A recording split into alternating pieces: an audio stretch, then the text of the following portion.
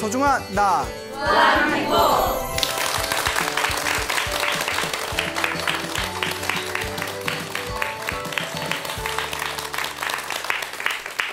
만나서 반갑습니다. 반갑습니다. 예, 광우 스님이라고 합니다. 여러분, 우리가 기도를 아무리 많이 해도 늙는 거는 막을 수가 없습니다. 또 아무리 수행을 열심히 해도 이 육체적인 죽음에서 또 벗어날 수는 없습니다. 예, 언젠가 태어나면 죽기 마련이고 모인 것은 흩어지기 마련이고 물질적으로 형성된 것은 또 언젠가 무너지기 마련입니다. 자, 그래서 우리 많은 어르신들께서 절에 다니시는 많은 이제 연세 드신 불자님들께서 한결같이 하시는 말씀 중에 하나가 아유, 갈 때 편하게 가고 싶다. 예, 그런 말씀을 많이 합니다. 예, 죽을 때 어차피 죽는 거 편하게 가고 싶다. 예, 그렇다고 빨리 가세요 이러면 또 돼 안 돼요. 예, 절대 안 됩니다. 예, 오래오래 사세요. 예, 오래오래 사시고 건강하게 사시다가 편하게 가는 거, 이게 정말 복이겠죠. 자, 그런데 우리 불교에서는 오래전부터 이 염불을 많이 하면, 평소에 기도를 많이 하면 갈 때 좀 편하게 간다라는 이야기가 오래전부터 있었습니다. 그래서 이와 관련된 또 재미난 이야기를 또 들려드릴 텐데요. 며칠 전에 전화가 왔어요. 소나무 애청자라는 그 거사님께 전화가 왔는데 이분께서 또 아주 재미난 이야기를 해주셨습니다.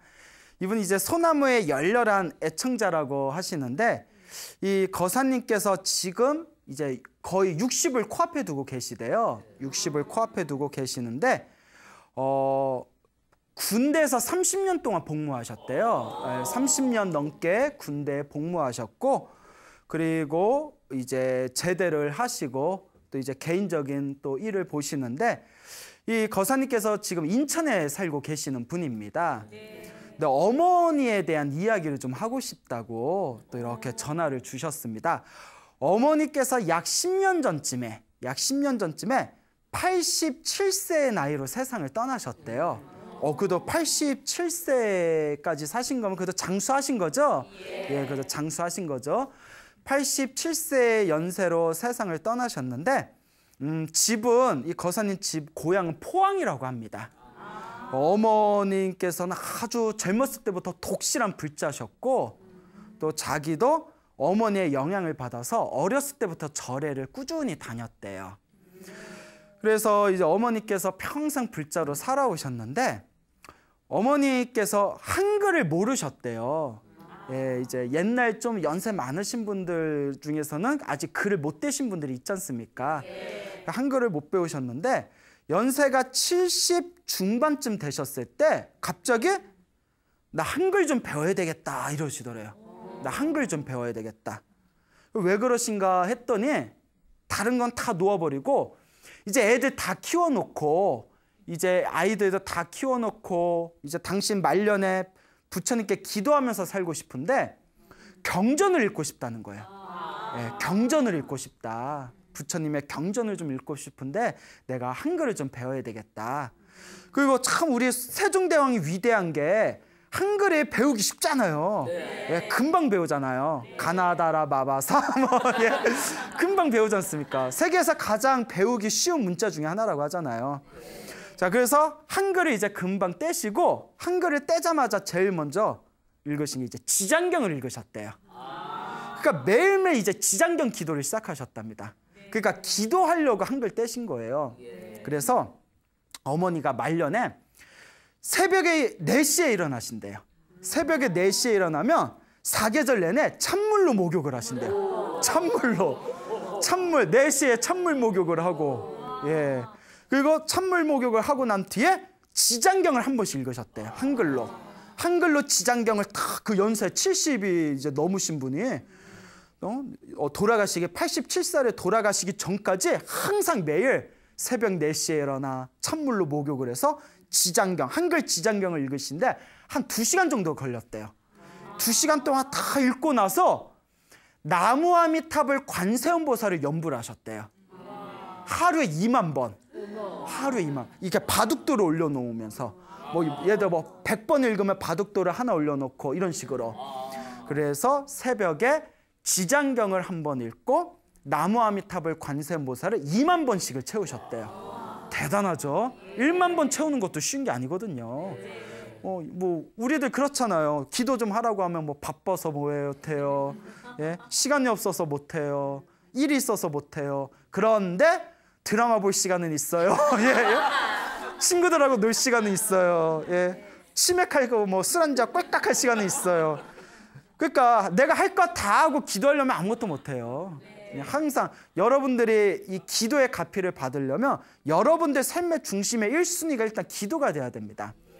제가 아는 어느 노보살님이 계시는데 근데 이 노보살님 이렇게 모시고 찬잔하면서 대화를 나누는데 깜짝 놀랐어요. 차라리 밥은 굶어도 기도는 하신대요. 연세가 많으신데도.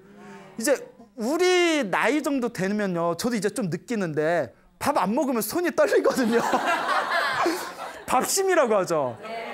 사람들이 제가 광훈스님은 1시간을 강의하든 2시간을 강의하든 되게 열정적으로 한다.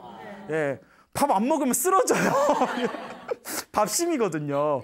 근데 그 노보살님께서는 하루에 끝내야 할 기도가 있는데 끝내야 할 기도를 못 끝내면 저녁밥을 안 먹고서라도 기도를 다 끝내고 저녁을 드시든가 한대요. 우리가 반성해야 돼요. 스님인데 저도 반성되더라고요.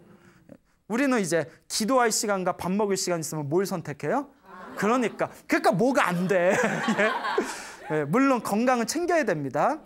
건강은 잘 챙기되 항상 기도가 항상 1순위에 있어야 됩니다. 그러니까 요 노보살님도 하루에 이제 지장경을 독송하시고 나무아미탑을 관세음보살을 하루에 2만 번씩 하셨는데 이제 87세가 되셨을 때 이제 돌아가시기 1년 전부터 이상한 징조를 보이시더래요. 돌아가시기 1년 전에 어머님이 얘야 앞으로 새 옷 사지 말아라. 내 새 옷 사지 말아라. 나 이제 입을 일 없다 이러시더래요. 그러니까 이제 가족들은 이제 연세가 드시니까 별 얘기 다 하시네. 그래서 자꾸 1년 전부터 이제 새 옷 사지 말아라. 보통 우리 어머니나 부모님께 날이 이렇게 계절이 바뀔 때 이렇게 옷 하나씩 선물해드리잖아요. 이제 새 옷 절대 사지 말라고 1년 전부터. 그리고 돌아가시기 6개월 전부터 당시 오래된 개인 물건들을 다 정리를 하시더래요. 그 손때 묻은 물건들을 다 정리하시고 딱 당장 필요한 것만 남겨놓으시거나 다 정리를 하시더라는 거예요. 개인 물품들을.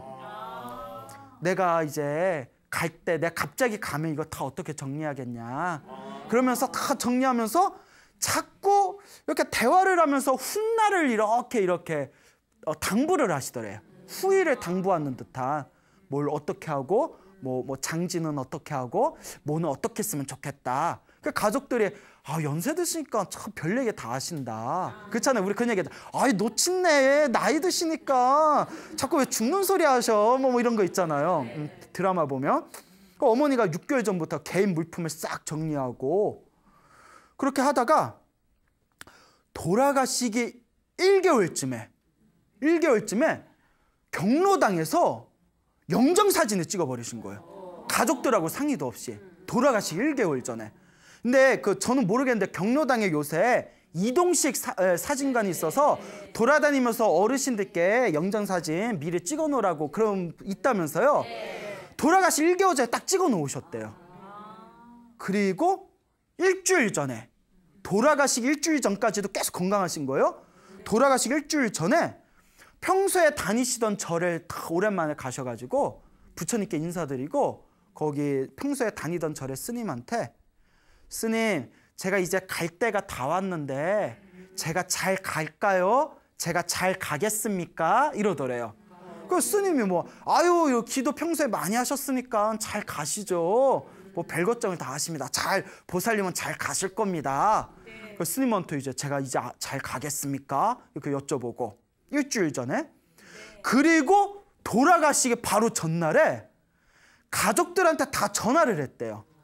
그거 안부 인사를 하더래요. 그거 앞으로 어떻게 살아라 이렇게 당부하고. 그리고 가족들한테 다 전화 돌리고 인사한 뒤에 경로당에 가가지고 거기서 또 작별 인사를 하더래요. 뭐 다들 잘 있어 뭐 이러면서. 그런 뒤에 자기 영정사진 찍은 그 사진사한테 전화해서 빨리 사진 가져오라고. 돌아가시기 하루 전에 빨리 사진 가져와라. 이 얘기도 그 다음날 어머니가 돌아가시고 사진사가 와서 사진사한테 들은 얘기래요. 돌아가시기 하루 전에 사진 빨리 가져오라고 하셨다고. 그것도 아들도 나중에 들은 얘기래요. 하루 전날에 가족들한테 다 전화 안부하고 경로당에 와서 작별 인사를 하고, 그리고 영정사진 찍은 사진사한테 빨리 사진 가져오소 얘기를 한 뒤에 이제 그 다음날이 됐어요. 아침이 돼서 이제 아들 되는 요 거사님이 이제 아침에 일어나서 어머니한테 이제 문안 인사 드리려고 갔는데 어머니가 그 침대에 편안하게 누워 계시더래요. 희한해서 그 시간에 지장경 읽고 기도하실 시간인데 아직 그 편안하게 누워 계셔서 어머니 피곤하셨나? 그런 모습이 이제 처음이니까 희한하다. 그러니까 가봤는데 느낌이 좀 이상하더래요. 가서 이렇게 어머니 뭐 쉬세요? 뭐 편찮으세요? 갔는데 미동이 없으시더래요. 깜짝 놀래가지고 119를 불렀대요. 119를 딱 불러서 이제 병원에 가는데, 병원에 갈 때까지는 이게 장치 있잖아요. 심박, 뭐 심장 그 장치, 맥박이 미미하게 살아 있었대요. 맥박이 미미하게 삑삑 거렸는데 이제 119에 갈 때까지만 해도 편안하게 누워 계셔서 맥박은 살아 있었는데 응급실에 딱 도착하는 순간 삑거리면서 아주 편안하게 숨을 거두셨대요. 그러니까 이제 아들 입장에서는 이제 병원에 모신 거고 편안하게 그렇게 떠나셨다고 합니다. 그러면서 이 거사님께서 아무리 생각해도 어머니께서 이미 1년 전부터 알고 계셨던 것 같다고. 돌아가실 걸 알고 이게 기도의 힘인 것 같다고. 그래서 너무 신기하지 않습니까? 사실 우리 중생들의 삶을 봐요. 내일 죽을지 모레 죽을지 아니에요. 1시간 앞에 어떻게 될지도 모르는데 당장 나 하나 살겠다고 이 새끼 저 새끼 소 새끼 말 새끼 개 새끼 하면서 사람들하고 혼과 원한 맺으면서 살아가잖아요. 얼마나 더 산다고. 참 이게 무서운 얘기입니다. 그래서 어느 유명한 얘기가 있습니다. 어떤 스님이 계셨는데 이 스님이 이제 출가를 하고 열심히 돌을 닦다가 친한 친구가 생각나더래요. 이제 친한 친구하고 이렇게 만남을 가졌는데 친한 친구가 그 개인 사업을 하면서 돈 버는데 그 정신이 팔려가지고 마음 닦는 걸 모르는 거예요. 그래서 이제 친한 친구가 바른 길로 갔으면 하는 마음에 친구야 기도도 하고 수행도 하고 복을 지어라. 너 지금 우리가 죽으면 다음 생에 자기가 지은 복대로 태어나는 건데 너 솔직히 살아오면서 무슨 복을 졌냐. 복 지어라 이러니까 스님이 친구한테 복 지으라고 하는 거는 지금 당장 자그마한 거라도 조금씩 자신의 복과 공덕과 선업을 쌓으라는 얘기거든요. 근데 사람들 흔히 오해하는 게 있어요. 복 짓는다 하면 한 방에 크게 쉐리 해야 되는 걸로 알고 있거든요. 그런데 그게 아니에요. 왜냐? 우리는 언제 갈지 모르잖아요.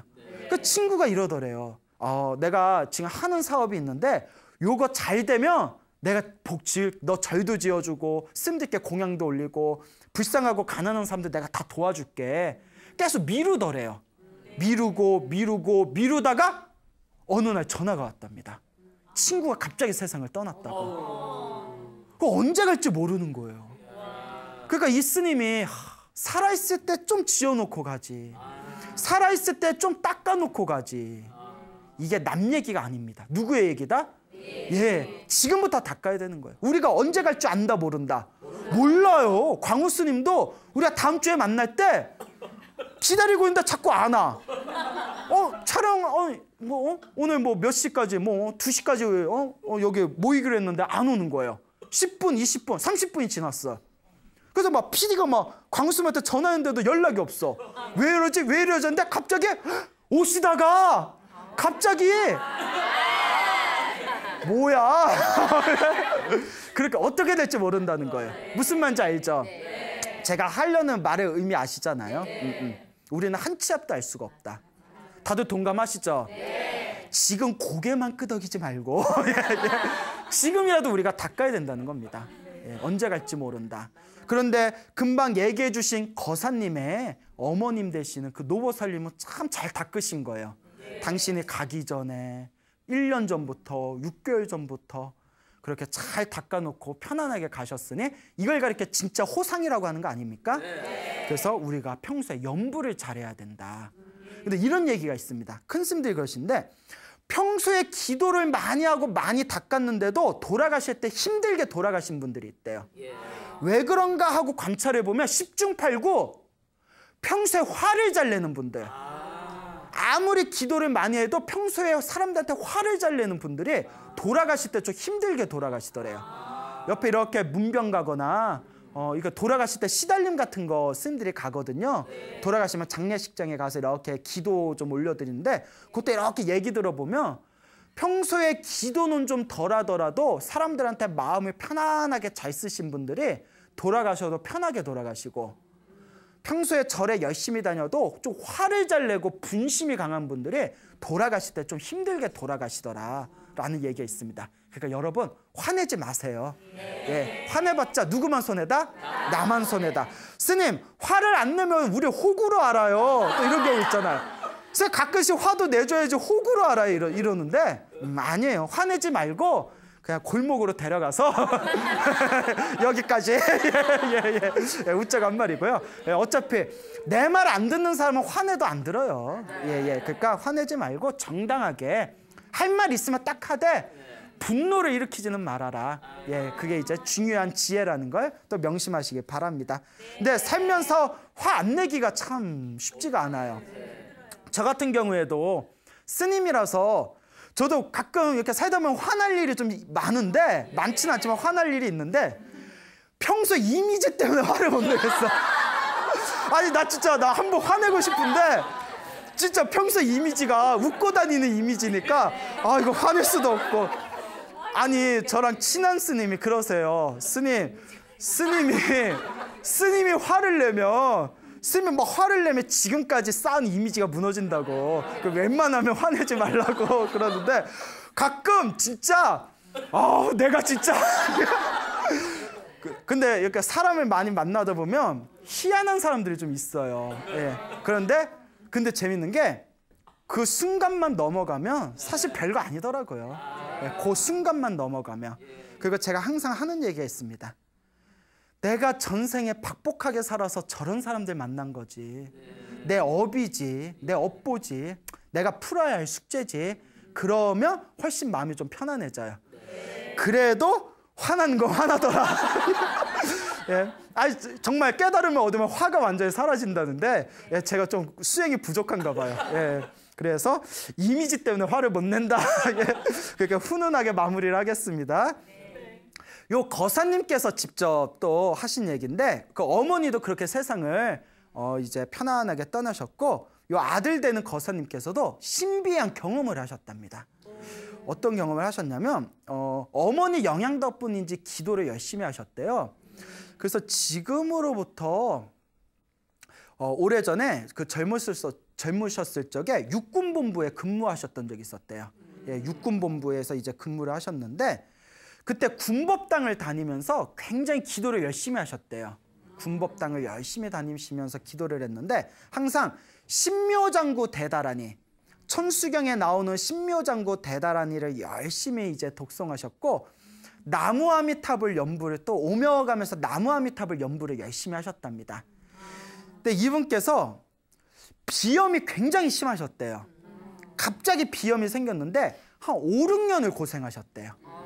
5, 6년 동안 비염을 엄청나게 이제 고생을 하셨는데, 고생을 하시다가 아무리 병원을 가도 별로 효험이 없었답니다.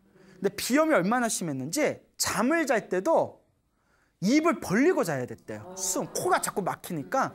근데 그게 굉장히 고통스럽다네요. 항상 목도 붓고. 그 병원에 다녀도 효과도 뭐 그때그때 뿐이고 5, 6년 동안 비염 때문에 엄청나게 고생을 했는데 어느 날이었대요. 그 꿈을 꿨는데 꿈에 자기가 그 맑은 그 계곡 있잖아요. 산에 아주 맑은 물이 흐르는 계곡에 들어가서 이렇게 목욕을 하는 꿈을 꿨대요.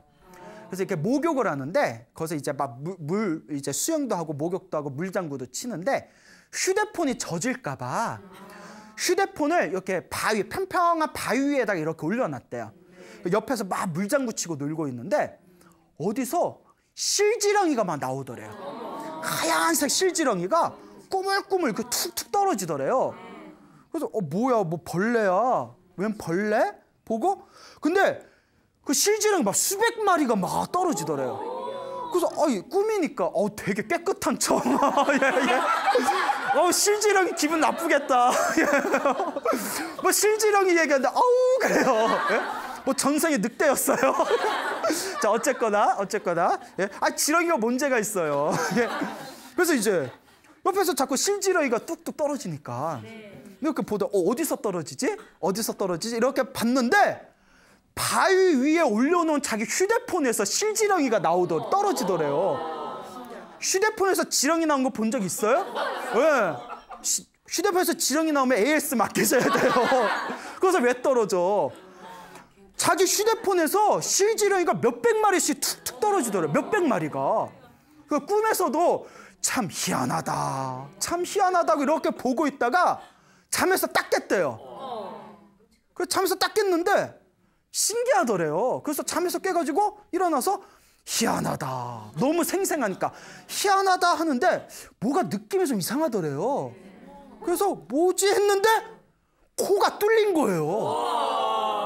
코가 뻥 뚫려서 비염이 코가 막힌 그 숨이 이렇게 양쪽 코로 숨이 왔다 갔다 편안하게 이게 웬일인가 하다가 그 꿈 꾼 날 이후로 비염이 저절로 나아버렸대요.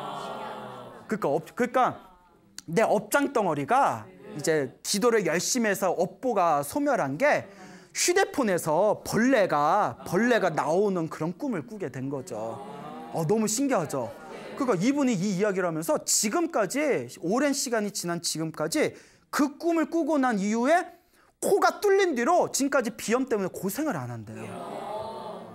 그 뒤로도 그런 소소한 가피를 많이 얻으셨대요.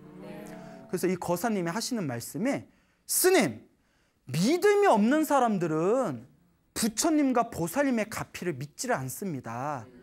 하지만 저는 기도를 해서 저는 체험을 했기 때문에 불보살님의 가피를 믿습니다. 저는 확신을 합니다. 이런 얘기를 하시더라고요. 예. 그러면서 저한테 스님 이렇게 어머님 얘기랑 자기 얘기를 이렇게 들려주시면서 앞으로도 소나무에서 좋은 얘기 많이 해주시고 그냥 더도 말고 덜도 말고 50년만 해주세요 이러시더라고요. 그래서 내가 예? 50년이면 내 나이가 너무 뻑센데 예? 예? 그래서 하여튼 고맙습니다. 예, 너무 고맙습니다. 그래서 인천에 계시어서 언제 시간 되면 한번 찾아오시겠다고 그러시더라고요. 그러니까 우리 불자들이 기도해서 이런 가피 받는 게 거짓말이 아니에요. 당신들이 그런 가피 받은 이야기들을 평소에는 누구한테 말을 못하고 혼자서만 신기하게 생각하다 이제 소나무에서 그런 얘기들이 나오니까 아이고 나도 좀 불자들한테 내 경험을 얘기해줘서 그분들 바람은 하나예요. 나도 효과 봤으니까 불보살님 가피는 있으니까 우리 불자 여러분들도 열심히 기도해보세요 라는 의미입니다. 그러니까 여러분 힘들고 괴로울 때 어렵거나 좌절하지 마시고 기도를 한번 열심히 해보시기 바랍니다. 어떤 분이 스님 기도 어떻게 해야 돼요? 물어보면 또 답답해요 제가. 아니 소나무 130회가 되도록 이야기를 다 했는데 또 물어봐. 어떻게 해야 돼요? 항상 말씀드리잖아요. 지장보살을 부르든 관세음보살 부르든 예? 금강경을 외우든 신묘장구 다란이를 하든 자기한테 맞는 거 하나 딱 선택해서 꾸준하게 해라. 꾸준하게. 그냥 한결같은 마음으로 부르다 보면 언젠가 그런 은은한 가피를 체험하게 될 것이다. 하지만 중요한 거, 또 너무 그런 가피에 집착하면 돼야 안 돼요. 예, 사람이 희한한 게 가피 자꾸 가피를 얻고 싶은 집착이 있으면 오히려 가피가 안 와요. 예? 오히려 그 오가피 있죠, 오가피. 오가피. 예? 부처님한테 가피 달라고 기도했는데 오가피가 보이네. 그래서 예? 이제 오가피 뜯어다가 물에 끓여 드시고 나도 막 던지는 데가 막 말을 하네요. 자, 어쨌거나 그러니까 너무 가피에도 집착하지 마시고 꾸준히 마음을 닦으면 예, 반드시 효험이 있습니다. 그래서 제가 불자분한테 항상 드리는 얘기가 있어요. 관세음보살을 부르면 아무것도 생각하지 말고 관세음보살만 불러라. 언제까지? 꿈에서도 관세음보살이 환하게 보일 때까지. 지장보살을 부르면 아무 생각하지 말고 그냥 지장보살만 불러라. 어떻게 할 때까지? 꿈에서 지장보살이 환하게 보일 때까지. 금강경을 외우면 아무 생각하지 말고 금강경만 외워라. 꿈에서도 딴짓하지 않고 꿈에서도 금강경을 외울 정도로. 꿈은 무의식의 상태거든요. 잠재의식. 내 잠재의식 속에서도 기도하고 불보살이 보일 정도면 내 업장이 많이 소멸하고 있다는 증거랍니다. 예, 제가 하는 얘기가 아니라 옛날 큰 스님들께서 다 해주신 법문입니다. 그렇다고 또 너무 꿈에 집착하면 된다 안 된다. 그렇죠. 집착하지 않는 마음으로 하는 게 중요합니다. 막 기도 며칠 한 뒤에 스님 왜 안 나타나요? 저 기도 며칠 했는데 왜 꿈에서 안 나타나요? 좀 더 해봐요. 또 열심히 한 뒤에 스님 왜 전 소식이 없어요? 왜 꿈에서 전 안 나타나요? 예, 그러면 그냥 하지 마. 그럴 거면 하지 마. 예? 그러니까 집착하면 안 됩니다. 알겠죠? 예, 꿈에서 또 너무 꿈에 집착하지 말고 한결같이 밀고 가면 저절로 열리게 될 것이다. 이렇게 얘기했는데 나중에 또 전화 와요. 스님 기도 어떻게 해야 돼요? 예, 그래요. 가까운 절에 계시는 스님께 여쭤보셔요. 이렇게. 자, 이렇게 꾸준히 하나만 밀고 가면 됩니다. 예, 기도 너무 어렵게 생각하지 마세요.